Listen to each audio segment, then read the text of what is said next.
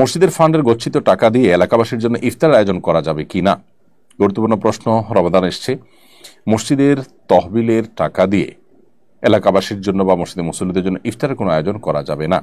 কারণ মসজিদে সাধারণত মানুষ যে টাকা দেয় সেটা মসজিদে ইফতার আয়োজনের জন্য দেয় না, সেটা দেয় মসজিদের নির্মাণের জন্য, মসজিদের বেতন ভাতা, মসজিদের যে রুলিং কস্ট খরচ আছে সেগুলো নির্বাহ করবার জন্য।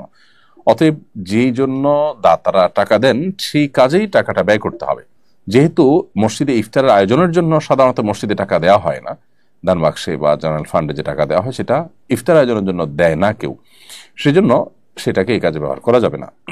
এজন্য কোনো মসজিদে রমজান উপলক্ষে যদি ইফতার আয়োজন করতে হয় রোজাদারদের জন্য, তাহলে এর জন্য আলাদা করে তহবিল গঠন করতে হবে, মুসল্লিদেরকে ঘোষণা দিতে হবে যে আমরা রোজাদারদের জন্য ইফতার আয়োজন করতে চাই, আপনারা শরীক হন।